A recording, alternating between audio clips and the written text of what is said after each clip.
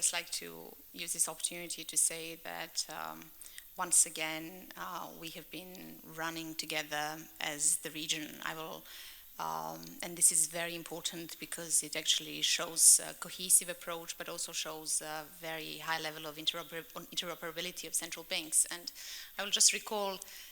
my first weeks in the Central Bank of Montenegro. This was December 2023, when in the meeting with all director generals, I've asked for key priorities on the EU agenda. And SEPA, also like the legislation which we delivered in September 2024, were way ahead. SEPA was, in terms of submitting the application, on the schedule only in December of 2024, and all the regulatory alignments were scheduled for 25, 26, and 27. And then we as a team decided to actually speed up all the deadlines. So instead of in December submitting the application for SEPA in December 24, we made the impossible. Within 8 weeks, we joined all the efforts as the central bank, as all additional participating institutions that contributed, and we managed to submit the application already in early March, within 8 weeks from the moment when I walked into the central bank. And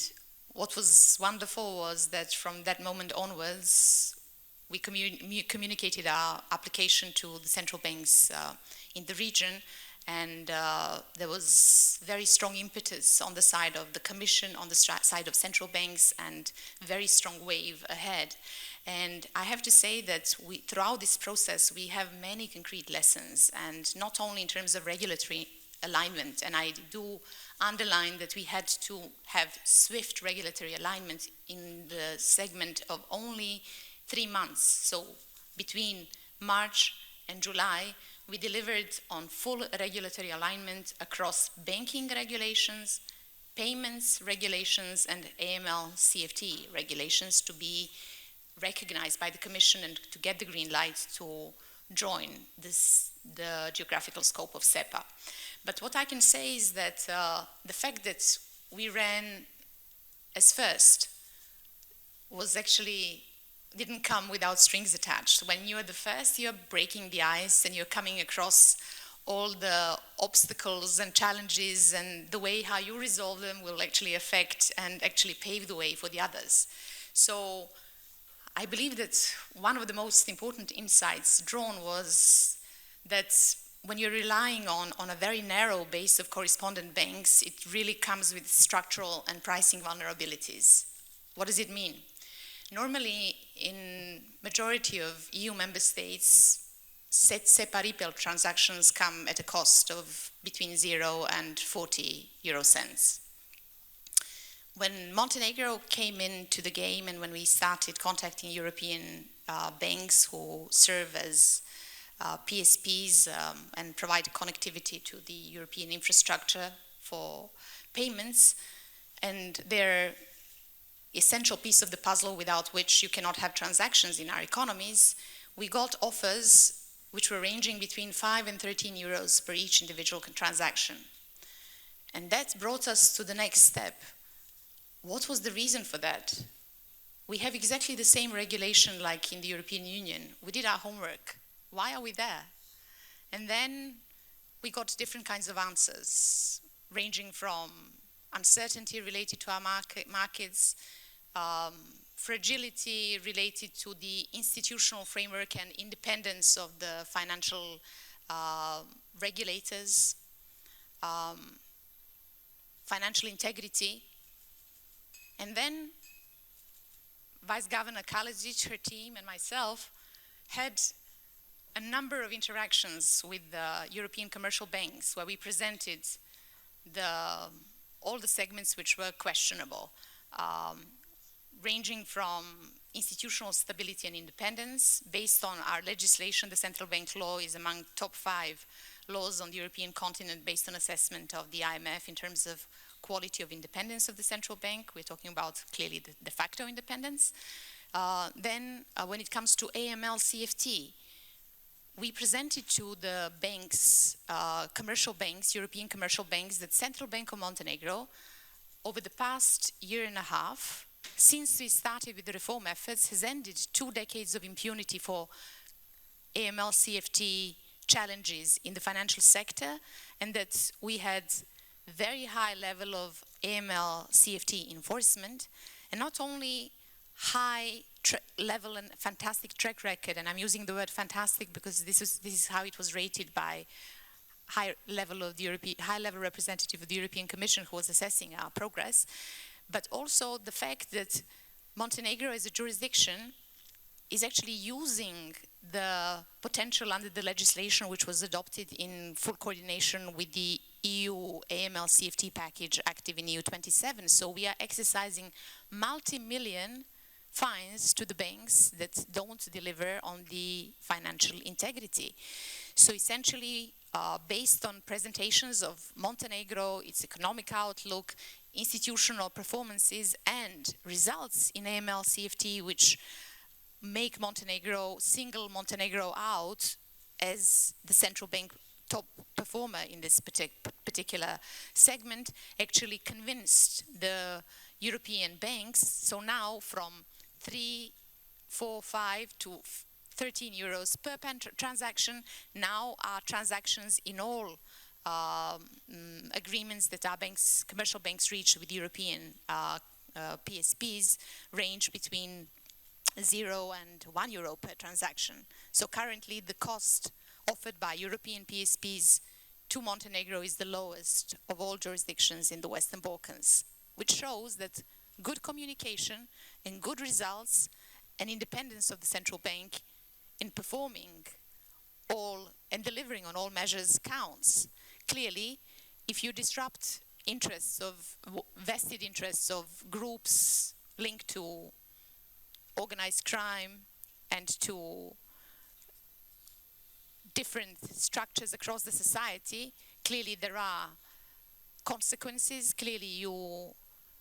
are faced with legal charges as a central bank and governor. Clearly you're faced with threats. But at the same time, when you have fantastic partners in the Euro system and in the European Central Bank, then each time when you have a doubt, you invite your European central banks to corroborate your results and to help you in devising fines, because sometimes you don't have enough experience, and then clearly the message is sent and you get institutional and legal resilience confirmed. Another thing which was very relevant and the key takeaway from this process was that you need to start early, because as early as you start, especially as a small market and a Euroized economy, the better results you will actually have. And this is one of the reasons why today Montenegro has the lowest fees charged by European banks per SEPA transaction. Again, we saw also strategic value in identifying and supporting early movers among 11 banks in the Montenegrin system. Essentially, those who were willing to lead, to adapt faster, to implement all the technological solutions were the ones who received strong support of the central bank, but they were also a very strong role model for the rest of the market. So essentially, this led to the fact that Montenegro today is the first Western Balkans economy that has fully integrated entire banking system. All 11 commercial banks in Montenegro and the central bank have received the green light from the European Payments Council before 20th of May. And as of today, according to the official schedule of the European Payments Council, as of 13th of June, all 11 banks and the central bank are enlisted as stakeholders, just together with all over 3,000 of European commercial banks. Again, what we also noticed is that external expertise was indispensable at the outset. So essentially, I belong, and my team and Vice Governor Kalazic, who was leading the effort on operational implementation of SEPA, actually recognize the moment when it's important to establish that you don't know enough, you don't have sufficient capacity, and to identify those that you can turn to. So we turned to the World Bank and have received fantastic support throughout. And we also turned to a private consultant from Belgium, Pelum, and essentially we use the platform to guide the market and to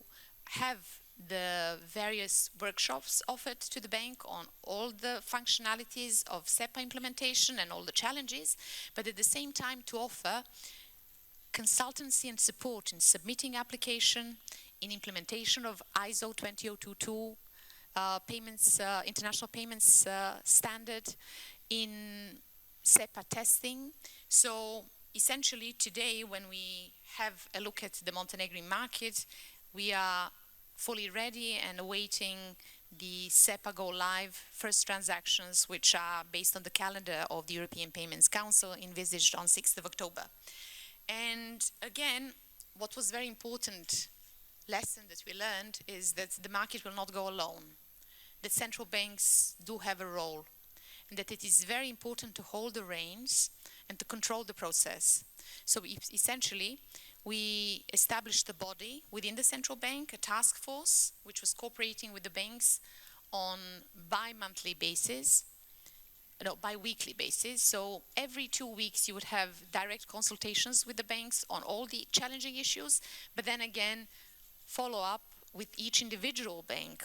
on bi-weekly basis on challenges and support extended by the central bank in terms of overcoming these challenges in direct liaison with the European Payments Council, with the European Central Bank, with the European Commission, and again with the tendency to make sure that both the central bank and 11 commercial banks are fully integrated so that we don't have the fragmentation in the financial market and that we avoid the risk to financial stability and as a consequence of this fragmentation, which means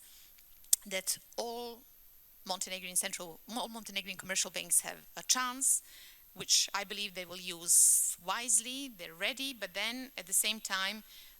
we also have now exhausted the role that we were playing for the extended period since essentially February 2024, and now it is time for the Association of Banks and the National Adherence Support Organization to take direct communication over on SEPA post-integration issues with the European Payments Council. So essentially, many takeaways, many challenges, but then again, if you bear in mind the effect of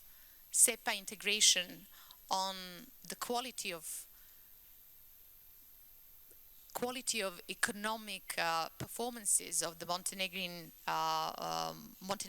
businesses, on quality of life of Montenegrin